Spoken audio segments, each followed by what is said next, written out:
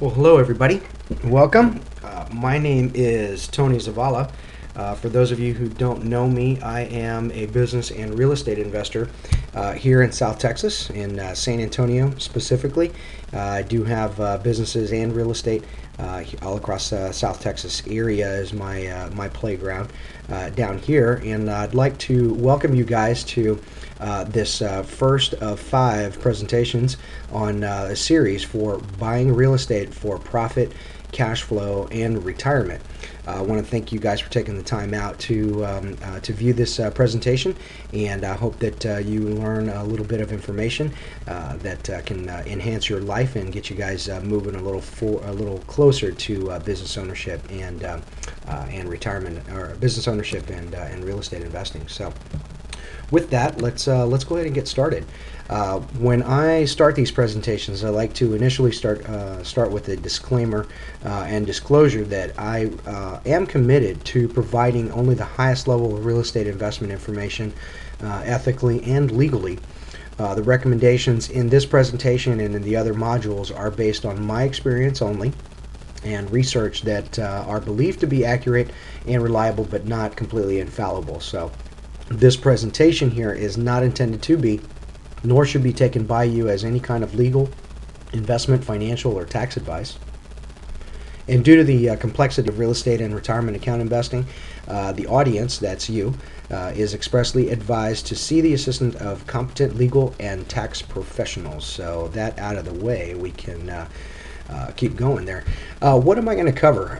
This module, I am going to specifically cover business ownership versus being an employee, and in other modules that you'll see out in ICANN are a basic real estate transaction, talk a little bit about that, flipping versus renting investment strategies there, investing with your retirement account, what's possible with that type, and also recent market changes and how to capitalize on them. So, why listen to me? Well, I said before I was a business and real estate investor here. You can pause the presentation there and take a little bit of, you can read a little bit about me if you'd like, but I'm just going to keep on trucking here.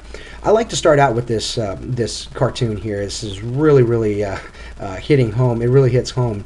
According to your latest figures, if you retire today, you could live very comfortably until about 2 p.m. tomorrow. I like that caption there. I know people that would live very comfortably until about 2 a.m. the previous night, just because of the bash that they would throw on their retirement. But you know, this guy here, he lives in every city of every state in the country. You probably know him, and unfortunately, this guy lives in a little place that I like to call the middle. You know, he's neither hot nor cold. He's lukewarm. He's right there, you know, smack dab in the middle. You know, living life safe. And you know, life is never at its best in the middle. I heard that from a really good mentor of mine.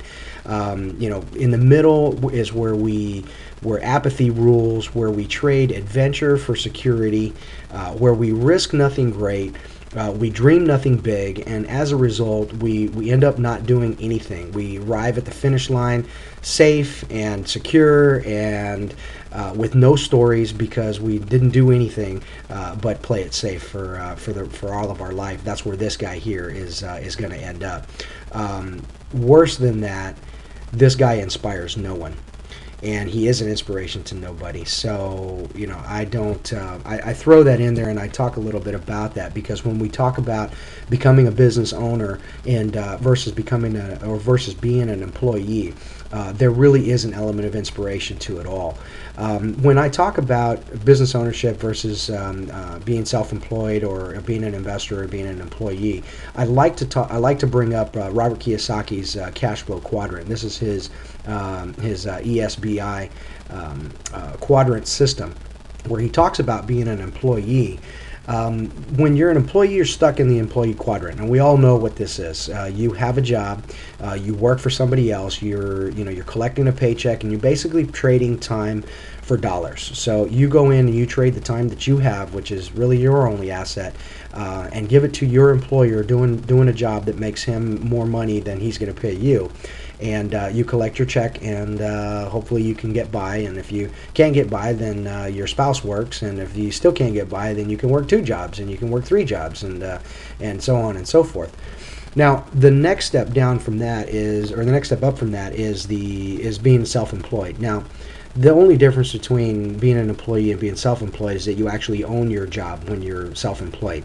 These are like doctors and CPAs and professional attorneys, that types of thing. When you look at being self-employed, they actually own their job, because if there's nobody out there that's practicing medicine, or nobody out there doing the attorney work, or nobody out there doing the taxes other than them, then business doesn't get done, and they end up making no money. Now, when we look at business ownership really is a place where you own a business system and people work for you. Now, what is a business system? A business system is a repeatable process. It's a repeatable business, something like a franchise, or some sort of system that is implemented, that can be repeated over and over and over, and automated. In order to make the business work, and it typically always has leverage, either a people leverage, either time leverage, knowledge leverage, or money leverage that we use in business ownership. The big difference between a business owner and being a self-employed is that if a self-employed individual leaves their business for a week, a month, a year, when they come back, there is no business, because they're the only ones that are doing the work. When you're a business owner, if you leave your business for a week, a month, a year, when you come back, not only will your business still be in business, but it should be even more profitable. It should be better. It should be better than when you left it. So that is a huge thing with business ownership, because when we talk about living life on the right-hand side of the quadrant as a business owner and as an investor, the true definition of wealth is the control of systems and assets. And we already talked about systems. We talk about assets like real estate. We talk about assets like cash flow producing paper. We talk about assets such as businesses and different things that are out there that generate income for you. And when you're truly an investor working out of the I quadrant, all of your money that you bring in, you're putting back out to work for you via those other investments and business ownership and assets and real estate, that kind of thing. One last thing I wanted to touch on this ESBI quadrant here is the tax advantages of the business owner and the real estate and the investor, as opposed to the taxes for employees and being self-employed. Now, you probably don't realize that your single greatest expense in life are taxes. As an employee, you pay more in taxes as a percentage of your income than any of the other business owners or investors that are working out of the right-hand side of the quadrant.